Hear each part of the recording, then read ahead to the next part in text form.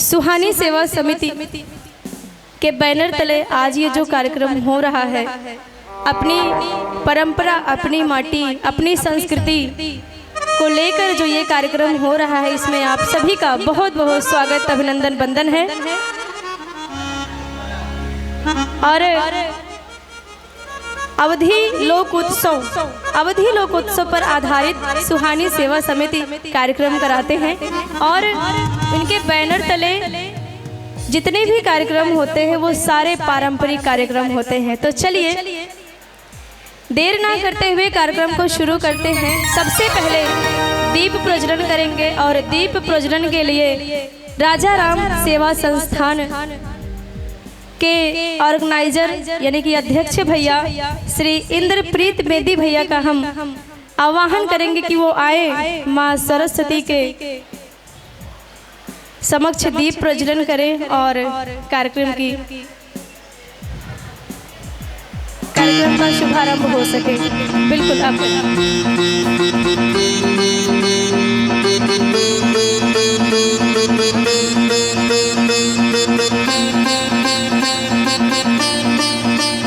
या देवी सर्वभूतेषु विद्यारूपेण संस्थिता नमस्तस्यै नमस्तस्यै नमस्तस्यै नमो नमः। ओम भूर्भुवः स्वः तत्सवितुर्वरेण्यं भर्गो देवस्य धीमहि धियो यो नः प्रचोदयात्। वक्रतुण्ड महाकाय सूर्यकोटि संप्रभा निर्विघ्नं कुरु मे देवाय सर्वेषु सर्वदा। ओम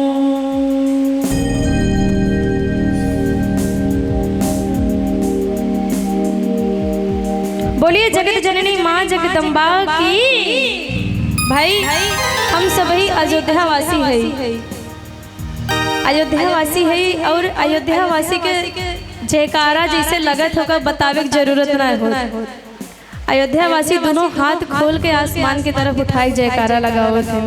कारण का है बताए दे। कारण है कि हमरे हाथ की जो रेखा है तनको टेढ़ी मेढ़ी हो ओका ईश्वर देखे और सही कह दे। तो बोले सियावर रामचंद्र की, पवन सुत हनुमान की, अयोध्या धाम की जय जय श्री राम। आप सभी का बहुत बहुत स्वागत, अभिनंदन, वंदन।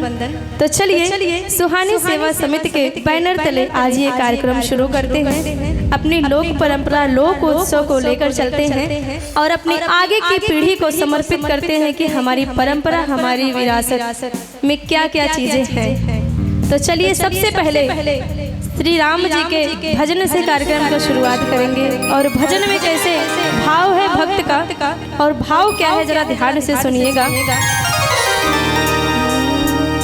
अरे मेरी बिनती सुनो ओ सांवरे राम जी, हाँ मेरी बिनती सुनो ओ सांवरे राम जी, वरना जाके कचहरी अपील करो। तो मेरी बिनती सुनो सांवरे राम जी, मेरी बिनती सुनो सांवरे राम जी, वरना जाके कचहरी अपील करूंगी, वरना जाके कचहरी अपील करूंगी। जय श्री राम।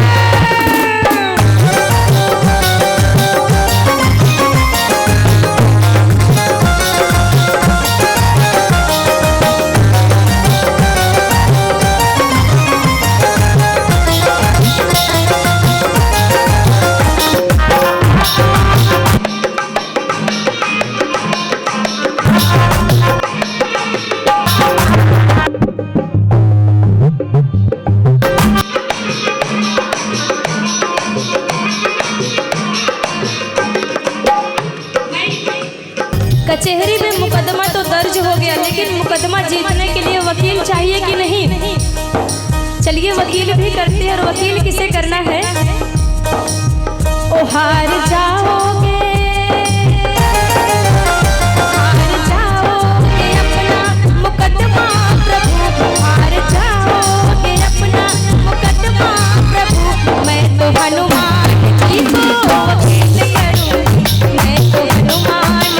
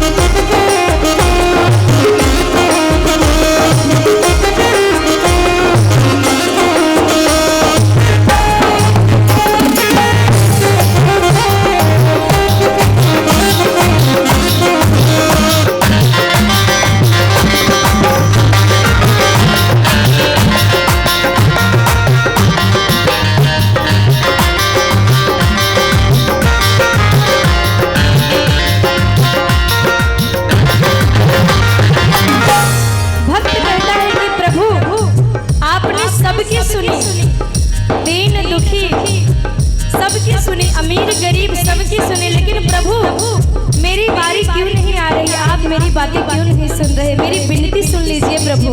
और आगे भक्त भगवान से किस भाव में कहता है, तीनों का दुख हरा दीन बंधु हुए, कृपा दुखियों पे की कृपा सिंधु हुए।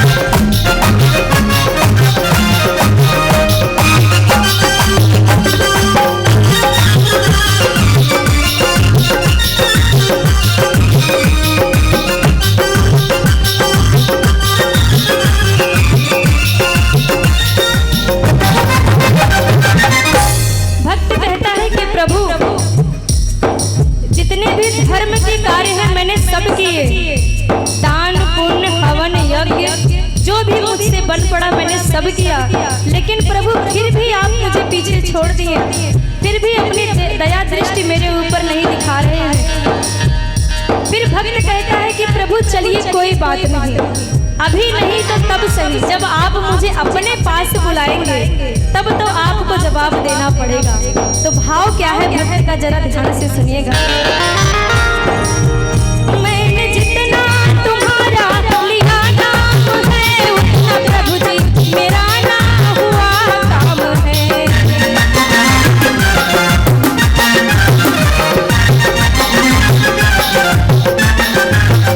मैंने जितना तुम्हारा लिया नाम है, उतना प्रभु जी मेरा ना हुआ काम है। सामना जिस दिन होगा हमारा प्रभु, सामना जिस दिन होगा हमारा प्रभु, सामने ही मैं आपके दलील करूं। हार जाओगे अपना मुकद्दमा प्रभु, हार जाओगे अपना मुकद्दमा प्रभु। मैं तो हनुमान जी को वकील करूंगी, मैं तो हनुमान जी को वकील करूंगी। ओ मेरी विनती सुनो सावरे राम जी, मेरी विनती सुनो सावरे राम जी। वरना जाके कचहरी अपील करूंगी, वरना जाके कचहरी अपील करूंगी, वरना जाके कचहरी अपील करूंगी, वरना जाके कचहरी अपील करूंगी। बोले सियावर रामचंद्र की जय। जय श्री राम, जय हो। तो भैया हम सब ही अयोध्या वासी भगवान के तो मनाए लिए, तो चले अब थोड़ा सा अपनी परंपरा, अपनी लोक धरोहर, जो हमारा लोक प्रस्तुति है, ये मंच के माध्यम से सुहानी सेवा ट्रस्ट के माध्यम से आप सब तक पहुंचावे की कोशिश करी थे। और कैसे सबसे पहले चलिए आप सभी का भगवान के भाव हुआ, उसके बाद चलिए अब भाव नृत्य और लोकगीत की तरफ आगे बढ़ा जाता है। और लोकगीत में अपने यहाँ के जो परंपरा है, कल्चर है, बहुत रिच है, बहुत यहाँ लोकगीत में इतना ज्यादा जगह कहते हैं कैटेगरी बटा जेके लोग किताब लिखे तो 2-4 किताब लिख रहे हैं। तो वही में से कुछ 2-4 चुन के आप सभी के लिए हम लेके आए। तो चले सुना जाए। लोकगीत में सबसे पहले आवत श्रृंगार। औरतन के श्रृंगार बड़ा सुंदर लागत है और श्रृंगार में सबसे पहले बिंदी दिखा था ना। तो चले यही बिंदी पे आज चले गाना गावे और बिंदी के गाना कितना सुंदर बदली ध्यान से सुने। यहाँ जितना औरतें हैं सब ही बिंदी लगाई एक जनी के छोड़ के तिलक धारी के छोड़ के भगवा शेरनी का छोड़ के सभी के माथे पे बिंदी बा। और ये बिंदी कैसे कितना लोग पे रीझत है तनी ध्यान से सुना जाए।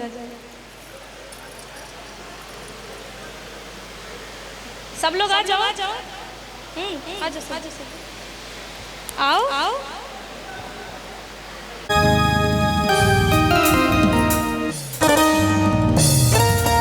अरे चुलमी नयन गोरी गाल हो रे सखी। अरे चुलमी नयन गोरी गाल हो नीक लागे टिकुलिया।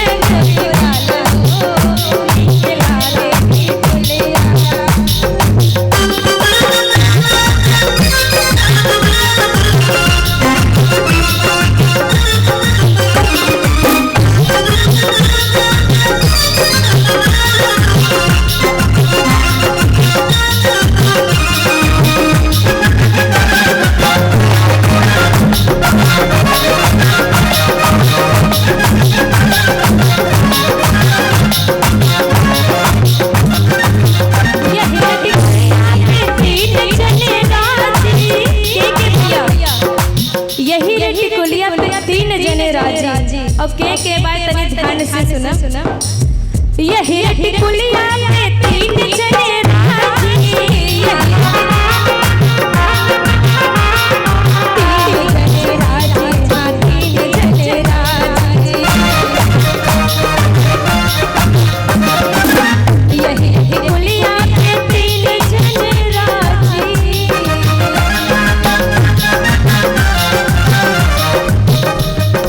देवर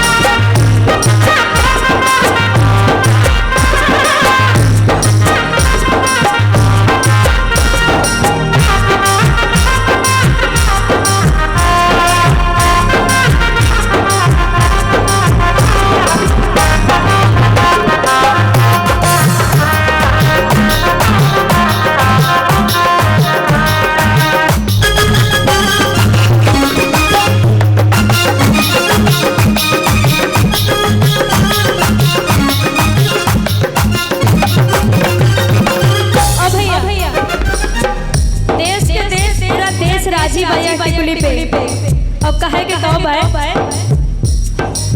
यही टिकुलिया पे तीन शहर राजी, यही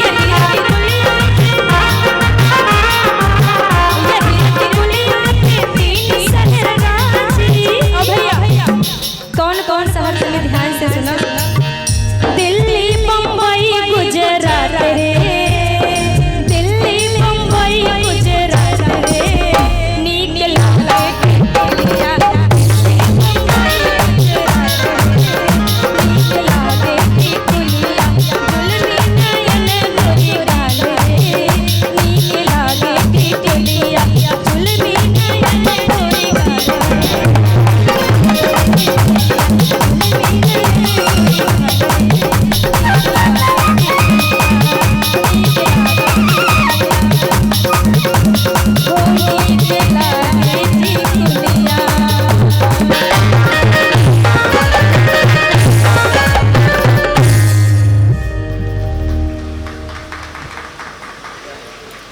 बहुत बहुत आभार भाई। आज के समय में जोन समय चलत बा, समय का कहा जाए कि जोन जुग चलत बा, जुग जमाना बहुत खराब है भैया।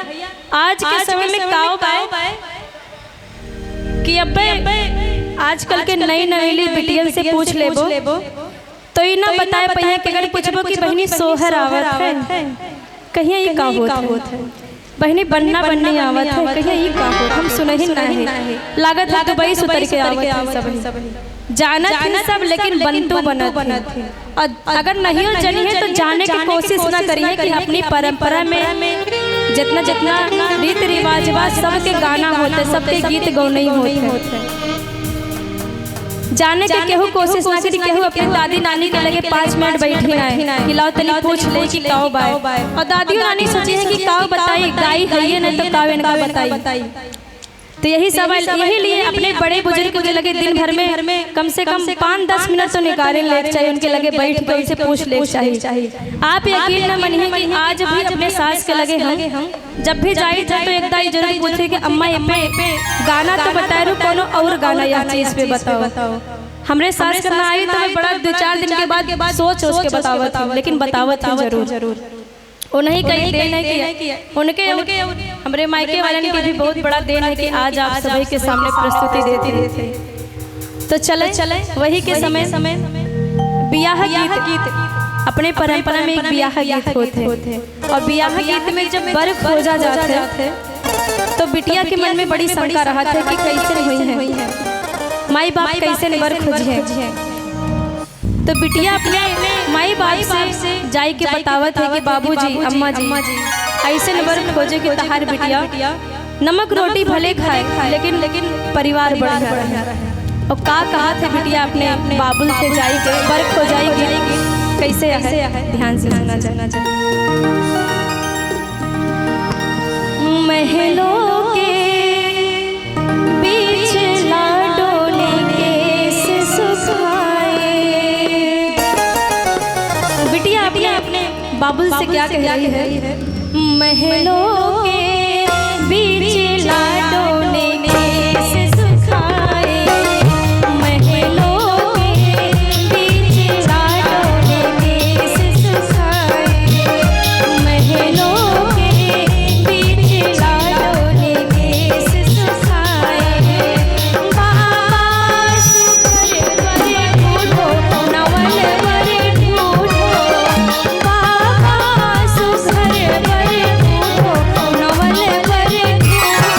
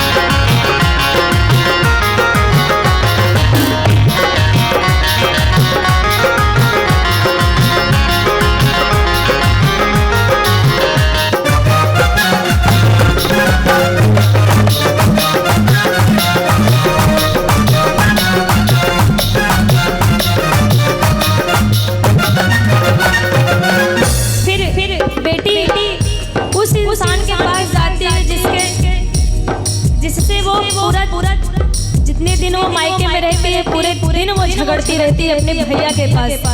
वो पल वो समय बड़ा भावुक होता है जब वो अपने भैया के पास जाके कहती है कि भैया अच्छा हर बिटिया अपने पार्टनर यानी कि अपने जीवन साथी के जो रूप होता है वो अपने भाई और बाप का ही छवि देखना चाहती है। जैसे मेरे भैया मेरे साथ हमेशा रहते हैं, मेरे पिताजी मेरे साथ हमेशा रहते हैं, उसी तरह से मेरा साथ निभाए। तो ऐसे ही अपने भाई से क्या गुहार लगाते हैं बिटिया जाके,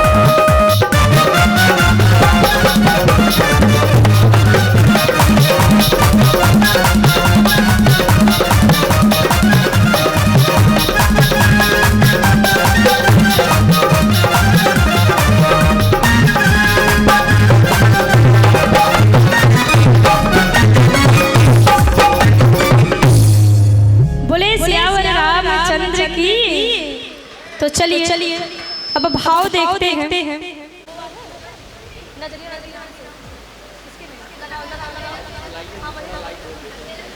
जी जी जी जी जी जी सेम टू यू दीदी।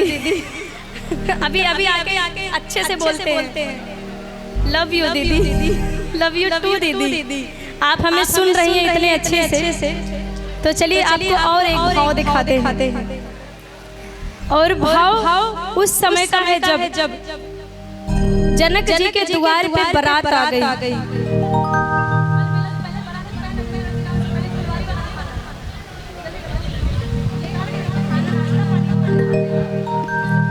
जब वो उस समय का भाव आपके बीच में प्रस्तुति देने जा रहे हैं, जब श्री रामचंद्र जी और सीता मैया दोनों एक दूसरे को पहली बार देखते हैं फुलवारी में, और उसी फुलवारी में दोनों एक दूसरे को जानते हैं कि यही हमारी अर्धांगिनी है और वही हमारे प्राण प्रिय। दोनों एक दूसरे को उसी समय पहचानते हैं कि आज हमारा ही आज विवाह होने वाला है सिया और राम जी का। ये वो पल है जब फुलवारी में सीता माता गौरी पूजने के लिए जाती है और श्री रामचंद्र जी अपने गुरुदेव भगवान के लिए पुष्प चुनने के लिए जाते हैं। और कैसे दोनों एक दूसरे को देखते हैं और वहीं पर पता चल जाता है कि आज ही सिया और राम एक दूसरे के हो जाएंगे। ये भाव आपके बीच में आज ये भाव देखने को मिलेगा। और भाव नृत्य कैसे है, लगाओ भैया साउंड लगाओ, लगाइए। बोले सियावर रामचंद्र की। पवन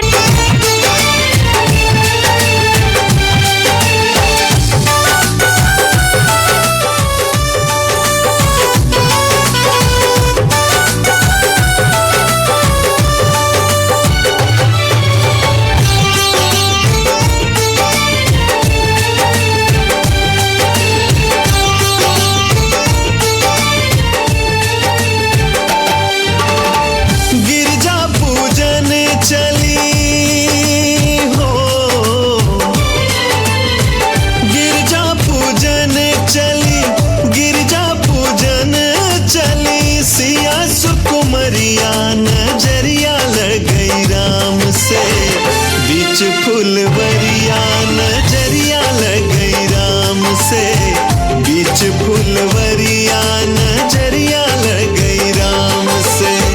गिरजा पूजन चली सिया सुकुमरिया नजरिया लगई राम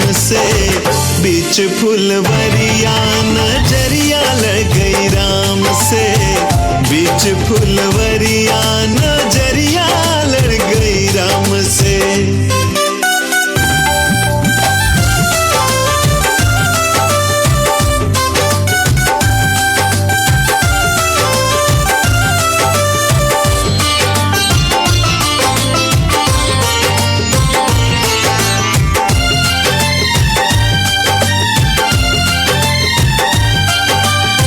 सिया जी भी देखा तानी राम जी के ओर हो, चनवा के देखे जैसे ओकर चकोर हो।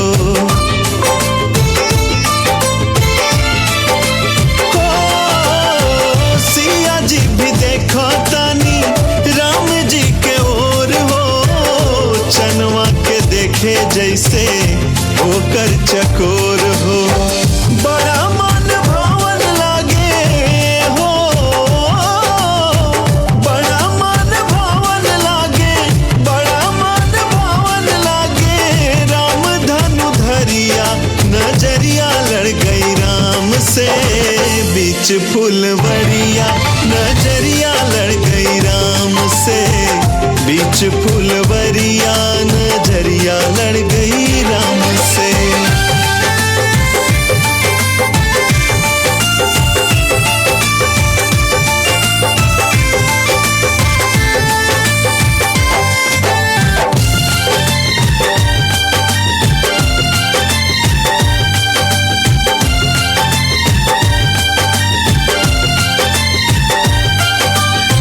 रूपवानी रे खत में प्रेम रस टप के, एको बेर केहू के भी पलकिया न झपके।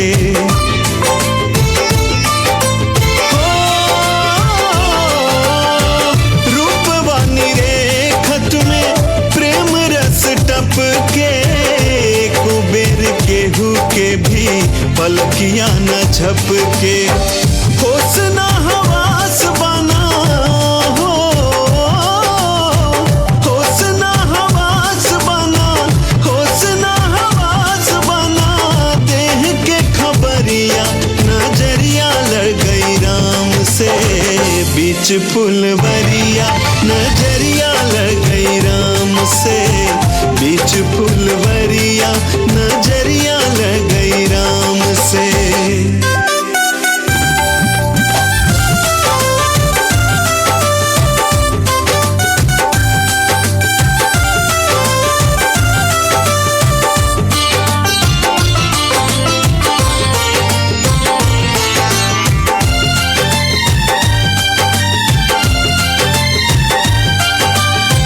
सिया पहचान गईली अपन सजनावा, टूटी जे धनुषवा तबे होई नु मिलनवा। हो सिया पहचान गईली अपन सजनावा, टूटी जे धनुषवा तबे होई नु मिलनवा। सोची सोची है कापे हो, सोची सोची है कापे, सोची सोची है कापे।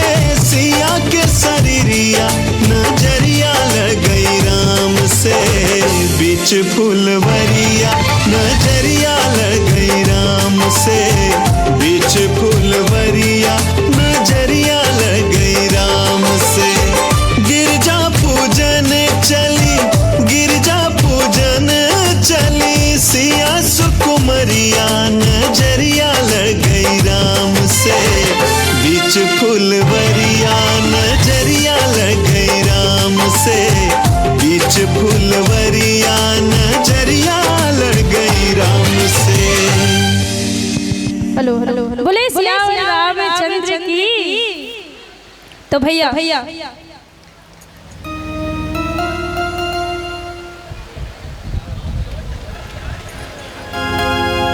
भैया भैया जैसे कि बरख हो जाए गीत भवा और सिया राम जी के मिलन भी भवा फुलवारी में। और अब आगे विवाह गीत के जब उस समय के गीत है जब राजा जनक जी प्रण ठाने रहे कि अपने बिटिया के विवाह ऐसे वीर पुरुष से करब जय धनुष उठाए के पे प्रत्यंचा चढ़ाए सके। वही के समय विवाह गीत है। आप सभी लोग थोड़ा ध्यान से सुनिए और साथ दें। सुहानी सेवा समिति के बैनर तले आज ये कार्यक्रम जो अवधि लोक परंपरा के लय के चलत है, वही के बैनर तले आज आप सभी के बीच में बहुत ही प्यारा सा चलिए विवाह गीत आप सभी के सुनाई थे और कैसे भाव है। राजा जनक जी परन एक ठाने हो, धनुषाती है न घड़िया हो। राजा जनक जी परन एक ठाने हो, धनुषाती है न घड़िया हो।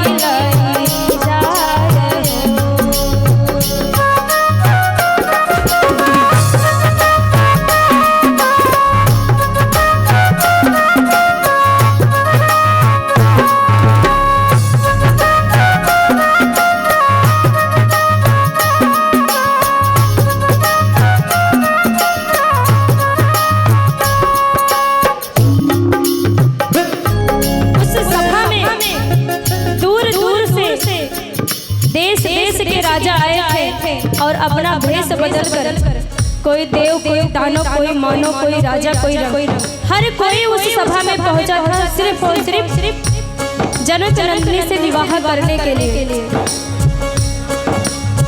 बड़े बड़े देश से भूपति आए, बड़े बड़े देश से भूपति आए, धनुषा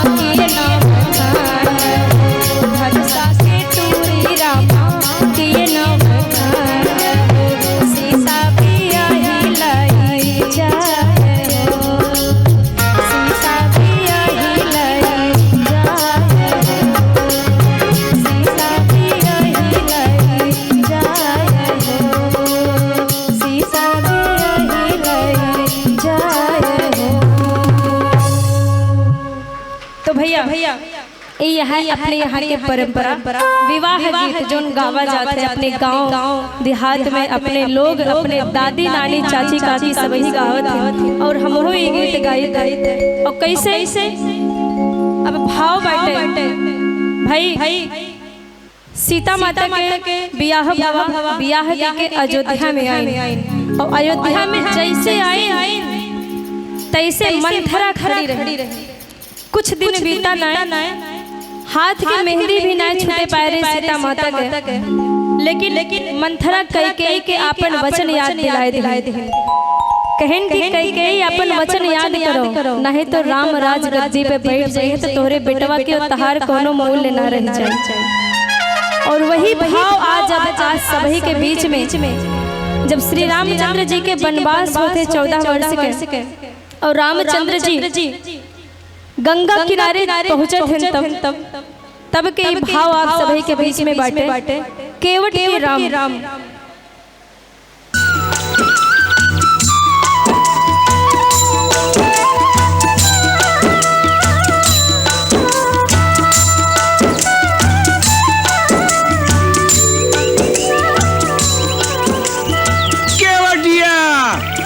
शीघ्र आओ, अरे कहाँ मर गए, शीघ्र आओ यहाँ।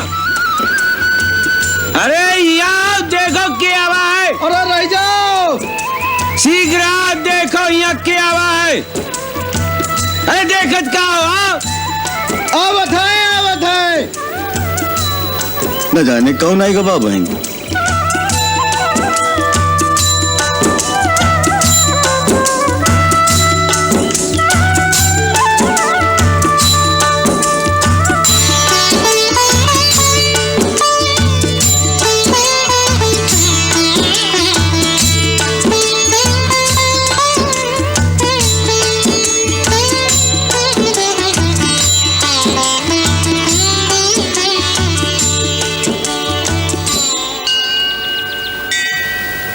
विष्णुपाद प्रसूतासी वैष्णवी नाम धारिणी पाहिमाम सर्वतो रक्षेत गंगा त्रिपथगामिनी।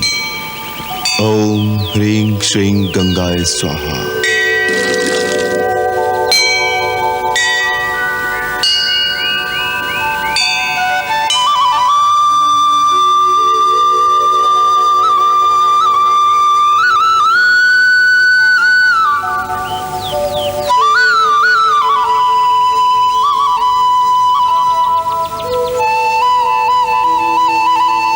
अब और कब तक हमारे लिए भाग दौड़ करते रहोगे मित्र? हमें विदा दे दो और कष्ट न करो। कष्ट तो हमें आपकी कष्ट वाली बातें सुन के हो रहा है। कृपा निधान थोड़े दिन अपने साथ रहे दो, हमारा मान बढ़ जाएगा। और महाराज घने जंगल में डगरे उबड़ खाबड़ होते हैं। आप तो पहली बार वन में आए हो, डगरऊ नहीं जानत हो और हम डगर के जानकार है। का सोचत हो महाराज, हमका साथ में रहे दो। आप जब भी हमका आज्ञा देंगे हम वहीं से वापस लौट जाएंगे, तुम्हार सौगंध। आए गए सरकार, आज्ञा करो सरकार। अरे हे केवटवा, देख तोरी नाव में बैठे के बदे के आवा है। अयोध्या के राजा राम, भैया लक्ष्मण और मैया सीता देवी गंगा पार उतार दो हमका। तो ये है राजा रामचंद्र, तुहार जय जयकार बनल रहे भैया।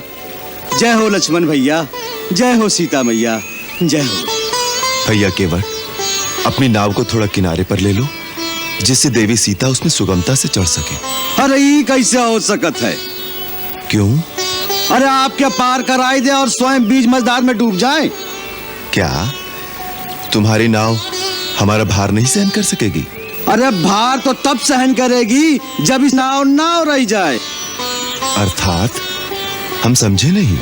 ऐसा नादान न बनो कृपा निधान। ई चरणन का बखान हमाऊ सुने। इन्हीं चरणन की रज से पत्थर की शिला सुंदर नारी बन गई। इन्हीं चरणों के जादू टोना से हमरी काट की नैया न जाने का से का बन जाए। और एक बार नैया गई तो केवट की हो गई जय गंगा मैया की। ना भगवान ना, हम आपके नाव पे ना ही चढ़ावेंगे। तो फिर हम गंगा पार कैसे करेंगे? एक मार्ग है। क्या? यदि इन चरणों की रज में जादू है तो पहले हम आपके चरण पखारेंगे, खूब मल मल कर चरण रज धोएंगे, फिर वो चरण रज वाला पानी पीकर देखेंगे। यदि हमें ओकर जादू टोना से कुछ ना हुआ तो नाव पर पांव रखने देंगे, बस।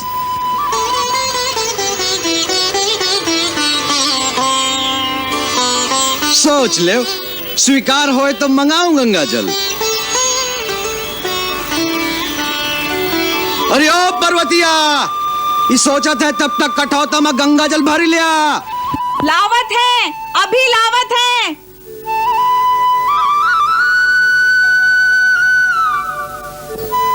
भाई, हम पर शंका मत करो, हमारे पास कोई जादू टोना नहीं है। हम तो तुम्हारी तरह एक साधारण मानव हैं।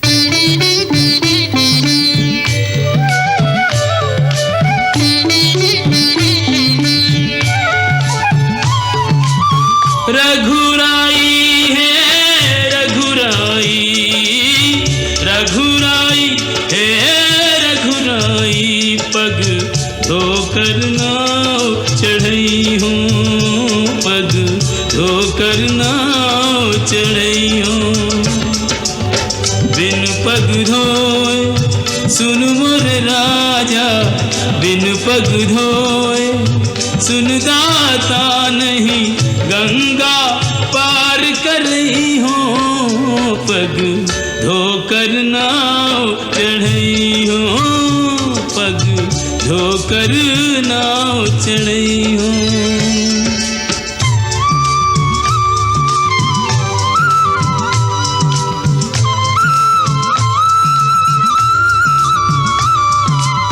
तब चरणन की महिमा न्यारी, परस पाए पाथर भयो नारी। मोरी नैया काठ की नैया, ये बेचारी काठ की नैया। सगरे कुटुंब की पालनहारी, यही सगरे कुटुंब की पालनहारी। नौका से ये नार भई तो, नौका से ये नार भई तो, कित जई हो कहा खई हो, नहीं यो नहीं नाव चढ़ई हो, पग धोकर नाव चढ़ई हो।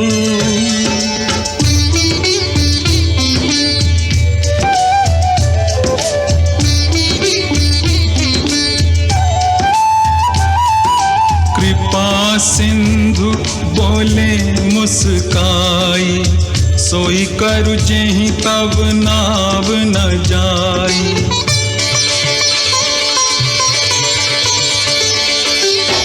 वे ज्ञानु जल पाए पखारू, होत विलंब उतारहि पारू। अति आनंद उमगी अनुरागा, चरण सरोज पखारन लागा।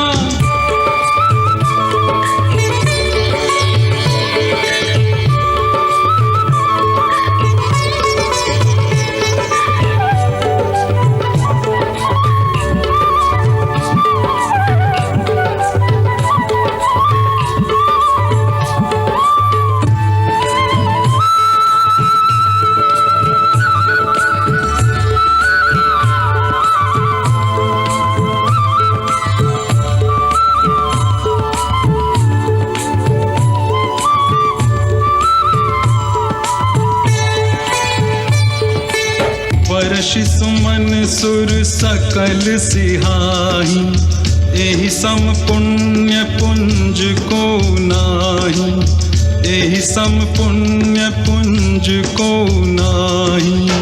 चरणामृत के पान किए ते, चरणामृत के पान किए ते, कछुक भरोसो पई हो, अब निर्भय नाव चढ़ई हो, अब निर्भय नाव चढ़ई हो।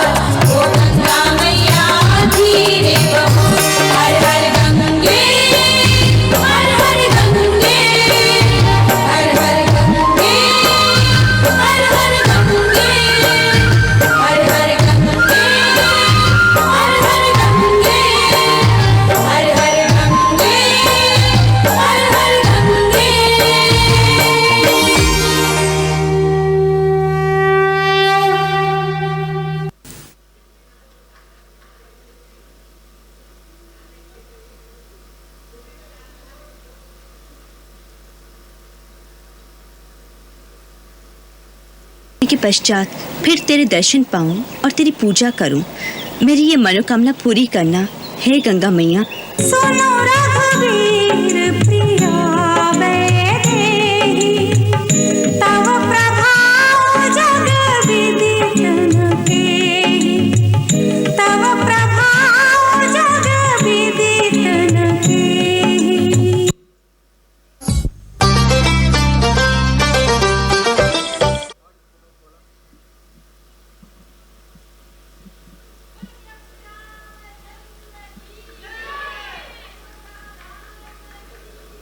जय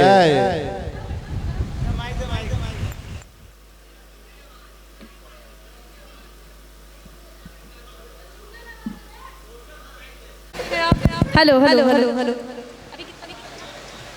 आप सभी के बीच में अभी जो प्रस्तुति हुई वो थी केवट के राम।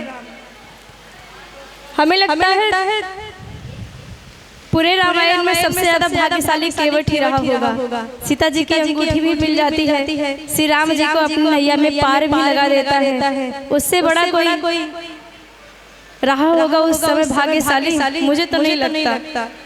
अपने इष्ट को अपने समीप बैठा के अपने साथ गंगा पार उतारना कोई छोटी मोटी बात नहीं है, बहुत बड़ी बात है, बहुत भाग्यशाली था।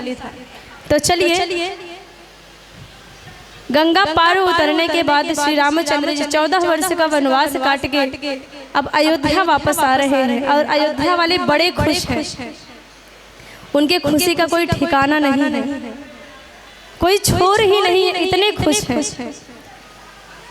तो चलिए आपको भाव के माध्यम से मेरे राम जब अयोध्या में आते हैं वो भाव कितना प्यारा है, इस भाव नृत्य के माध्यम से देखिए आप सभी लोग। डन डन सदा रहे हमारे साथ। भारत के महान ग्रंथों और काव्यों का संपूर्ण संकलन। सब्सक्राइब करें तिलक। कई तरीके की एलईडी लाइट्स आपके घर और ऑफिस के लिए। GR LED lights, make India bright.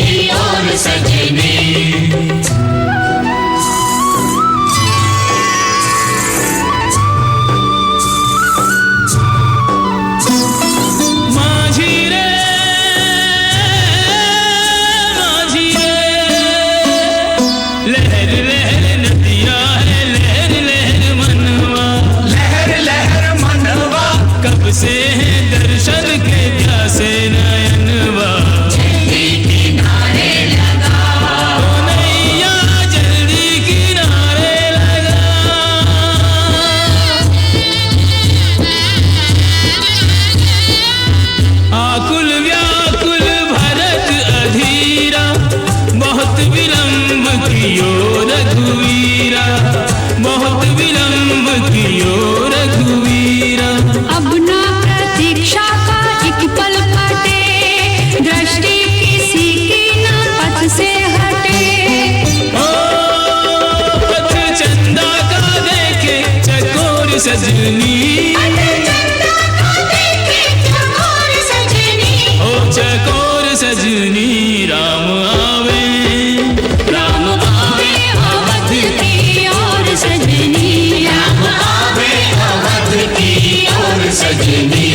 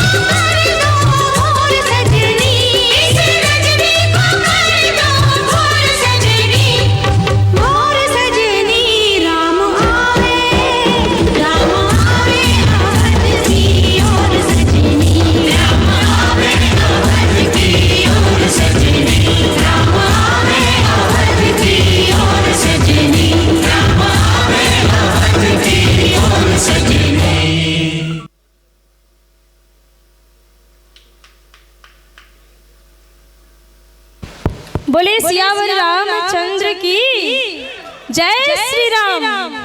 तो भैया सुहानी सेवा समिति के बैनर तले आज ही जो कार्यक्रम होत बा अपनी लोक परंपरा, लोक धरोहर, लोक विरासत के सजोए समेट के जोन सुहानी सेवा समिति।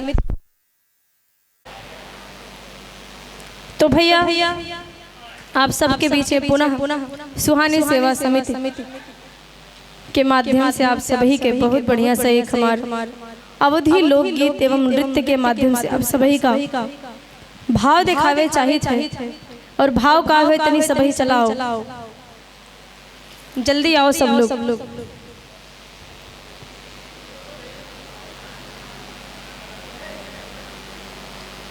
अमन अब कहीं ना जाओ, चलाओ, जितने लोग उतने लोग आ जाओ। जो कहे वो सुन लो पहले भैया, रहने दो।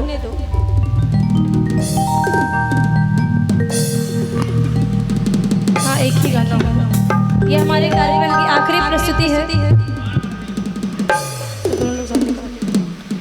और भाव देखो भैया, मेहरारू मर्द के नोक झोंक जरूर आई है हरदम बच। बिल्कुल अब हम यही गाए, मेरे मन में यही आएगा तुरंत। भाव है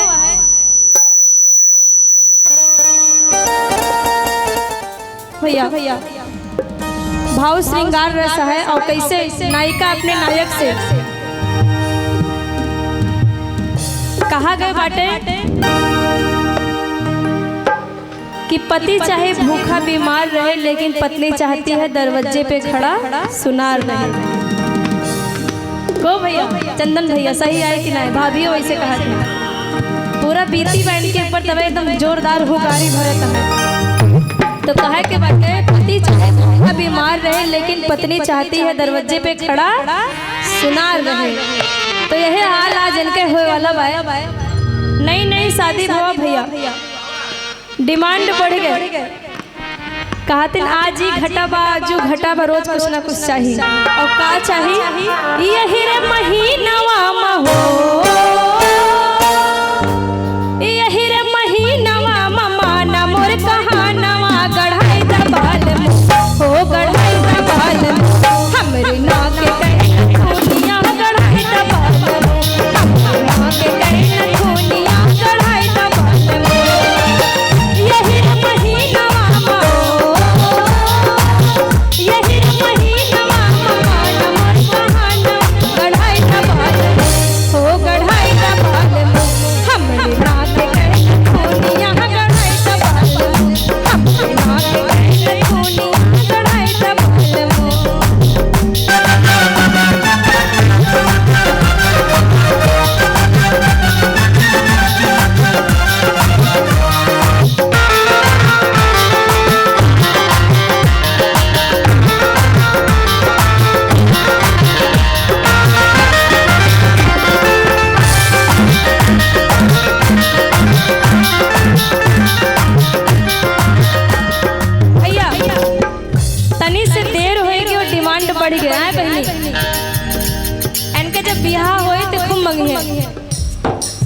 और का कहे के बाद जौन जौन कहा थी तौन तौन सीखे रहू। सब चीज मांगे और का मांगे के बाद तनी ध्यान से सुनो। कन्नवा में कुंडल नाक मान दुनिया हथवा में कंगना पाँव पे चनिया।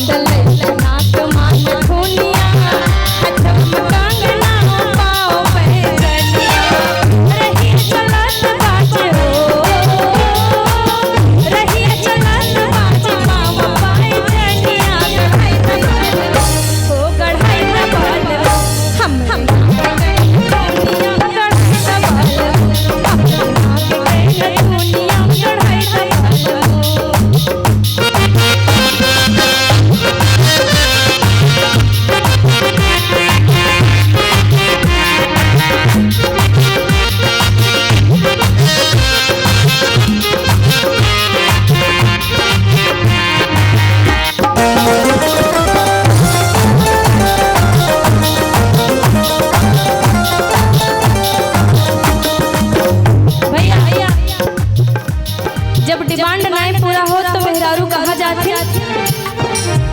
नैहरे जाते और कहते भाग जाते। इनके लगा तो भाग गए का बात। जब डिमांड नहीं पूरा हो तो मेहरारू गुस्सा नैहरे चले जाते। कहा थी ले बेलना बनाए रोटी अब कहियो लौट के नाई भैया हमार जिंदाबाद। अपने भैया से जौन साहब कौन करवाई दिए तहार जरूरतें नहीं बाय। और गाँव कहे के बाद नैहरे कितना नीक के सज धज के जाए बाय। करी बे रची रची सोर हो सिंगारवा जाई नैहरवा बुलाई के किरणवा।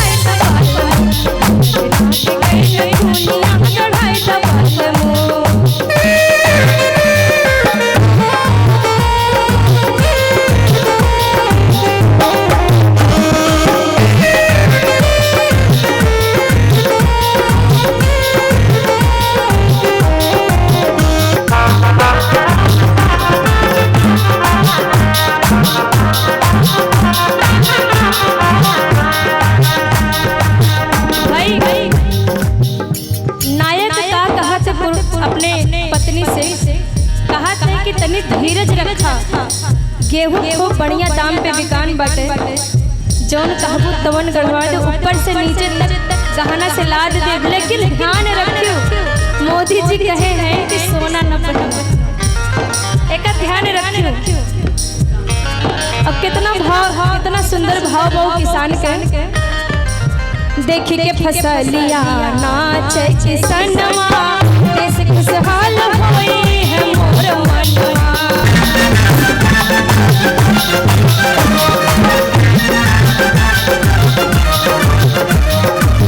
देखी के फसलिया नाचे किसनवा देश खुशहाल होई है मोर मनवा।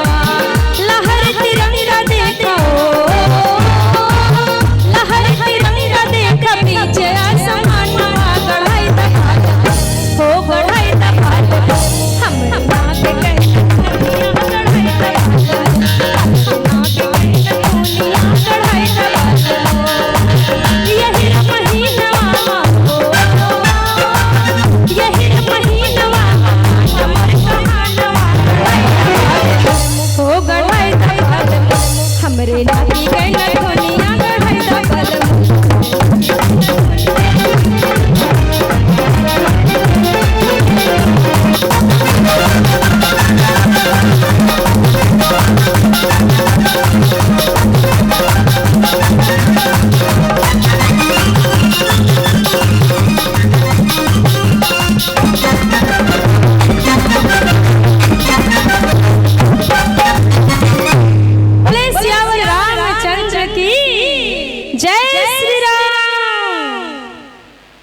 जय हो। आप सभी श्रोताओं का बहुत बहुत आभार। सुहानी सेवा समिति के तत्वाधान में आज ये जो कार्यक्रम हुआ है, आप सभी का बहुत बहुत आभार। सुहानी सेवा समिति जो कि